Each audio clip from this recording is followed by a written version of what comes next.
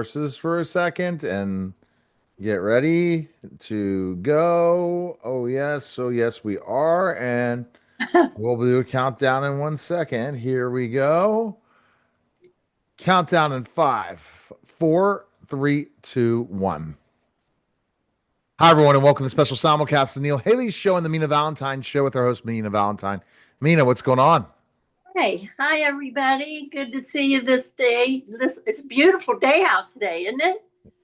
It's only 57 in Ohio, so don't even get me started. Oh, well, it's beautiful here. The sky is absolutely blue, and all our trees in the back are all bloomed out, and which is nice.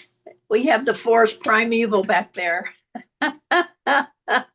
So today I wanted to kind of expound a little bit on how if you're an author and you're trying to put a story together, and you never have, I'm going to tell you how I do it. And Mhm. I have all these ideas in my head. uh, there is an advantage today that we didn't have before, and that's chat gpt. You can put your ideas into the chat and say, can you put this together for me so I can write a book? And they'll do that for you. But you still have to create the book. Um, and so what I do is I write historical romance novels, heterosexuals. So I have a lead male and a lead female. And I need to know what these people are like. And so I have a thousand of these things. They're composition books, and every book I write has its own composition book to it. And inside, I put down all the characteristics of the guy, all the characteristics of the female, and where they live, where they went to school, what their favorite food is, what colors they like, what are their hobbies, what's the name of their horse, um, uh, fears they may have, if they have relationship phobias, um, and you have to know that person inside and out. Plus, you need to know about where they go. What, where do they go? Do they stay in London all the time? Do they go to the country? Do they stay there? Are they congenial? Are they gregarious? Or there's so much you need to know about these two people before you begin to write. The other thing you need to do is figure out what kind of relationship the two are going to have together. And it's going to be a happily ever after, right? But um, are they forced to be together, or are they having some kind of fake relationship? Uh, uh, is she a damsel in distress? There's all kinds of tropes that you need to have organized in your head. Otherwise, you may just go off, on tangents, and you can't do that. You need to stay focused. So I think it's funny what I'm doing, because I'm writing the lead magnet for the Four Horsemen series, which I've already published. And so learn from what I've done. And if you're trying to write a lead magnet first, and then write your books, because you want to get your books out, and the best way to do that is by writing a lead magnet. It's a good thing. It's interesting. I think it's even more than that. It's building community before doing that. But lots of authors will never do that. So we can tell them that all the time, but they're not going to do it.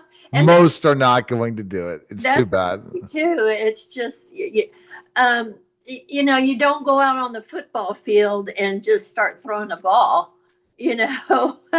Well, maybe they do when they're little, pee-wee football, but you have to have a game plan, um, and or blueprints like building a house, right? You Hmm. need to have a blueprint. Now you can modify it, um, but you need the basics, and I think it's for me when I write, I can start on a story, um, not really knowing how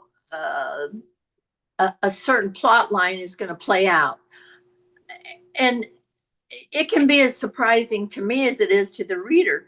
I don't. There's somebody back there that's doing something evil. I don't know who it is. Uh, Right.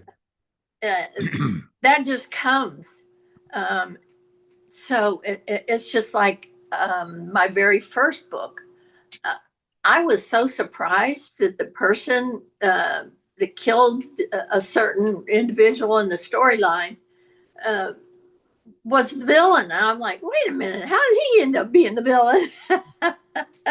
And I wrote the book. That's kind of fun too. It totally is. And you never know. And that never know thing, right? That's right. That's right. Um, I have the foundation and I have the blueprint, but that doesn't mean I know what every room is going to look like. Never. I know, but that makes it fun. That makes writing a really fun thing. Yeah, totally. And what do you think? So, how long does this process take? A long time to get a book done. Um, Not necessarily. The longest part for me is doing all the research before I start, because I do want to know all these things about them. And so, if they have a household, a staff, who's the staff? How long have they worked for them? Is the cook fat? Is she short? Is she Scottish? you Right. you You're know, figuring out all those visuals through the right, process. right. It's important. You need to have everything set, just like a book gives you the liberty of visualizing it yourself, uh, Yes. as opposed to seeing it in a movie. But you still need to help the reader along. You want if your character is 6'4" and weighs 300 pounds, you need to tell somebody that. Yeah, that So, helps. you can't expect them to know exactly what you're writing about. That's the challenge is really for them to visualize the story. Right, and give them enough information to do that. Yes. And see, I don't have the patience to do that. I want to see it visually on screen. I don't have the patience to visualize while reading. This is I not my thing. Well, I know a lot of people. I've got a very good friend, and she doesn't like to read. I can't understand that, but No, I'm not. I like to read. I just don't want to. I don't want to visualize things when I read. Yeah, I'd rather read things that I'm going to make me smarter and different yeah. things Well, like. I like reading novels. Ernest Hemingway said you must read to write and write and write to write. If you want to write, if you want to be a writer, you Yeah, better read. yeah. You better and you better know your topic and your genre. Um, but I would love it if she would read my books, but she doesn't like to read. But I told her she likes to travel, which I do too, but she likes to listen to those on tape. So I told her, I said, guess what? I got I got books on audio now. Yes, go get her audiobook. That's a great thing. Yeah, And I think in the process, it takes time. Get people to read it. go through the process, but really have a plan and action while you're writing. Yeah, absolutely. And I do. It's that's the painstaking part, is getting it all together. The fun part is writing Right. it. So That's the less of the stressor is writing it yeah, and then publishing it. I'll have the lead magnet done here pretty soon. So And that lead magnets for your a book that's not in the series, right? no. It is for the Four Horsemen series. It's a precursor, but I'm writing it after the fact. Crazy, but um, yeah, I just you learn as you go. Even as a writer, I'm always learning things as a writer. I like to go to these seminars. I like to listen to some of these lectures. Uh, there's a guy from England that talks about how to market your books. He's on YouTube almost every day. Um, I don't listen to him every day, but he has some really good ideas, and he's been in the business a long time, 16 years. So, you're always learning. You listen and learn and you figure out who's really knows and who really doesn't know. Yeah, that's true too. Yeah, yeah. Because you might say, "Oh, this person seems like they got it taken care of," and really don't. Well, there was a saying that those who can't, how does that go? Something about those who Can't can't teach. do and those who can't teach. And I've done and I've taught, I've done both. Um, and I was a dean. So uh, you're always, and as a dean, I was always learning new things. I don't think, as long as you have breath, you're still learning, or you have the ability to do that. Now, I have noticed in sociology, they talk about um, sociological progressions with age and how older people begin to reminisce. And I think when you stop learning, that's when you begin to reminisce, because you don't have anything in the moment to talk about. No. And that's what makes you old.